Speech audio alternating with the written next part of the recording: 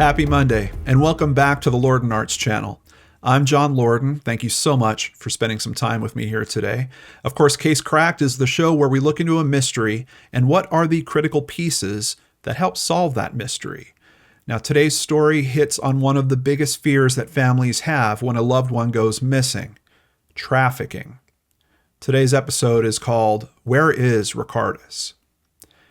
Even though Ricardus Pusis moved to Wisbech, UK from his home in Salut, Lithuania a number of years ago, no one in town really remembered when. Taking whatever jobs he could find and living hand to mouth, Ricardus spoke very little English and had no family in the area. Even still, when he failed to show up at work at the Night Layer Leak Company in Chatteris, police were immediately called. When they received the call on September 28, 2015, they were told that Ricardus had last been seen at his workplace on the 26th. Fellow employees knew that later that evening, he had met with a small group of Lithuanian men, but after that, he just seemed to vanish. This was not the first time that officers had been called because people were worried about Ricardus' safety. Calls were first made in late August. At that time, it was suggested to police that he might be in the area because he was a victim of human trafficking. It was also suggested that he had moved addresses within Wisbech to try to get away from the situation. When officers originally tracked down Ricardus and questioned him, he insisted that everything was fine. However, police knew that he fit a certain profile. Because he didn't have much money, few friends, and no family in the country, he had the type of character that was vulnerable to exploitation, which includes human trafficking. They were essentially afraid that he had been sold into a type of indentured modern slavery.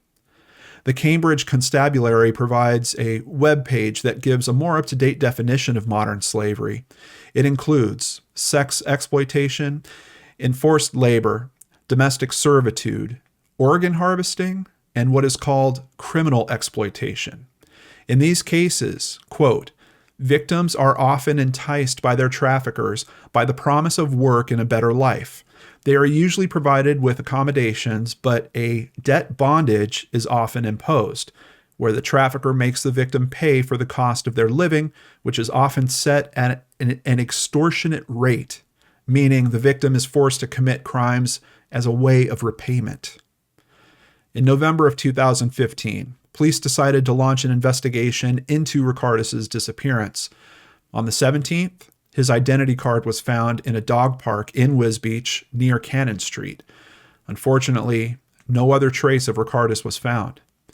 Although investigators were hopeful that they would find him because he had been missing for so long, mixed with the unexpected nature of his disappearance, they feared that he had been murdered. Police began working day and night following leads. Nothing was found that showed he had returned home to Lithuania, but they also found no trace of him in any of the surrounding areas. Just a month after his disappearance, a man was arrested on suspicion of his murder, but was soon released and not charged. After that, the leads came in less and less until the case just seemed to dry up and go cold. Then in August of 2018, it was reported to officers that a new Facebook page in Ricardus' name had been opened. It included what looked like recent pictures of the man, as well as those of his extended family. When his family was contacted, they stated that, yes, they believed it was Ricardus. They had tried to contact the person and at times had some luck, even though the responses were slow and vague. When they did get a response, it contained information that only Ricardus would have known. Next, officers tried to contact the phone number listed with the account, but they received no answer. They were able to show, however, that the account was being accessed by someone somewhere in Wisbech. From there, they tried to proceed slowly with the investigation. If Ricardus was a victim of a criminal ring, they didn't want to make his situation worse by rushing in. In November of 2019, investigators again went to the public and asked for any information they may have. By December, they had started to receive reports of sightings of him. This reinvigorated the investigation, but it would continue for several more months. Finally, after 5 years of searching, on July 1st, 2020, investigators found Ricardus hiding in Wisbeach in a wooded area that was heavily covered in undergrowth. For years, Ricardus had isolated himself from people in town while hiding in the wooded area in Harecroft Road. His shelter was very well concealed and deliberately hidden. His disappearance had been a complete mystery to locals. Investigators had always believed that Ricardus had been murdered the night he disappeared. No one expected him to be hiding from human traffickers and to be hiding in the same town he disappeared from. Ricardus was immediately placed into protective custody for his own safety. Once he was safe, on July 18th, his discovery was publicly announced, and he was allowed to post an up-to-date selfie of himself on Facebook to calm his family and friends' fears. The time spent in protective custody will also allow investigators to give Ricardus the support he needs after having lived through such difficult circumstances during the last 5 years. An investigation into Ricardus's exploitation is ongoing, although police in Wisbeach feel that the local Lithuanian community's distrust of police are actually hampering their efforts. One way that local farmers and businesses can help is not to accept work from gang masters unless they are licensed. Most citizens from the Baltic Sea area come to Wisbeach of their own free will, and when they arrive, are duped by these criminal gang masters with the promises of regular, well-paid jobs, decent accommodations, and the hope of a better life. What they get are cramped, run-down homes and are made to pay double the going rate for regular rent. They're put into a situation they cannot escape from. Is it any wonder that Ricardus chose to live off the grid in hiding rather than complain, when complaints were met with the threat of, if you don't pay, your life will be ended? Case cracked. We would like to thank The Guardian, BBC.com, The Finland Citizen, The Wisbeach Standard, Cambridge News, and Oxygen.com. Of course, we also want to thank Christy Arnhart for researching and writing up today's case, and here she is now to discuss it with me. Well, Christy, this one for me feels almost like a kind of a happy-ish ending, I guess I would say. What are your thoughts on how this concluded? It's definitely happier than a lot of the ones that we cover. Yeah. I know there were 3 things that really struck me about this one. For one thing, to come from another country with all these hopes and dreams and to have them dashed like that. But at the same time, how ingenious is this guy that he hid in the same town all this time from the people who were looking for him? Yeah. I have a lot of respect for him there. Yeah. Yeah, that's a good point. And in at least some way, he kind of found his own freedom from the situation. I mean, that's pretty brave. And, I think a lot of people would say, yeah, well, but the guy is living in bushes, he's living in undergrowth. But, think about the situation he was in, if that was more reasonable for him to do. That, I mean, I've looked a little bit more into this particular type of trafficking. And of course, just to remind everyone, and Christy, I think you wove this into the script very appropriately. There's several different types, but here we're essentially kind of focusing on labor trafficking.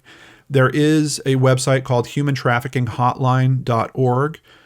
Information posted there says there could be as many as 16 million people worldwide who are being trafficked specifically for labor. Yeah. And see, that's my third point right there. Naively, I didn't realize that human trafficking had so many uses, I guess. I think of it along the usual lines. I didn't think about organ harvesting, forced labor, none of those things. Yeah. Yeah. There's even people that believe that the Brandon Lawson case is actually a trafficking case, that he, because of his expertise in working with oil fields, that he was picked up and taken to Mexico or something to be. And that's terrifying. Yeah. I mean, we're not talking about children. We're full-grown adults here with families and lives, and just being snatched from it like that is crazy. No, and the mechanisms that they use, I mean, like the gang masters, the levels of debt that they put on these people. I saw one instance where they basically told a woman, "Oh, if your child's sick, then you owe us $300 a day." And oh my Lord.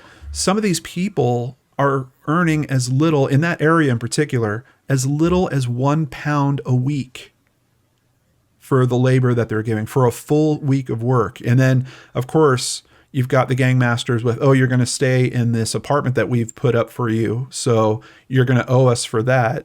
I mean, it's just they're ruled by this promise of debt. It is modern indentured servitude. It is. And then, of course, kind of like you tapped on at the end of the episode, threats of murder. Like they'll literally say, hey, do you want the same thing that happened to you that happened to this other person? Do you remember that other immigrant that we brought over and all of a sudden they're not around anymore? Yeah.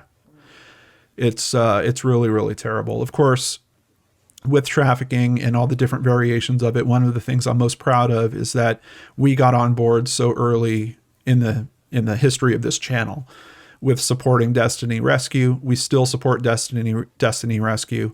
They're focused more on sexual exploitation in third world countries in particular. I get regular updates from them. The stories they tell are always heartbreaking, but amazing. I get regular profiles on children that have been rescued from those situations, and now they're learning different ways to support themselves and their families in those areas, which can be really, really tough. I'm very proud. We've been continuing with Destiny Rescue for so long. We've been supporting them for years now. They are incredible. Yeah, and I even looked humantraffickinghotline.org. I was hoping I could make a donation there. I think they've got a mail-in method.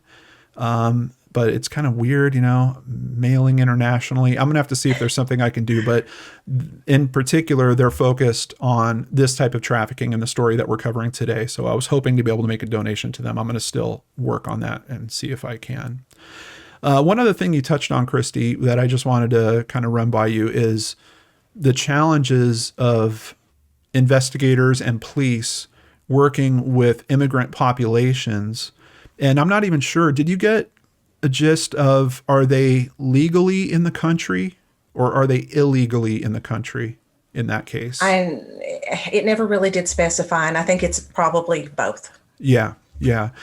I certainly think that there would be a challenge with that because you would have people that wouldn't want to be engaged by the police, especially if they were there illegally or their friends were or their family was. So yeah, that naturally brings up some very strong challenges in terms of how do you address that. And I know. Well, and you're automatically at a disadvantage if you rely on these people to bring you over from another country with your family. Yeah. And then all of a sudden you're stuck here under their power. I mean, they can use your children against you. They can use anything against you at that point. Yeah, that's true. It actually gives them more mechanisms for control in that situation. Mm-hmm. Terrible. But at least Ricardus found his way out of it. And I hope that they've got some programs that they can roll him in. It sounds like they're going to take pretty good care of him. And I hope that we start hearing more stories like that. And hopefully we can help dissolve this thing. Also, you sent an additional article about some gangmasters, illegal gangmasters that were charged in the same area. And they wound up with some decent jail time. I think 16 months for one guy and 18 months for another. So just maybe another firm message out there that this type of crime just doesn't pay for some people. So hopefully we'll get less of that and more of the legit ones.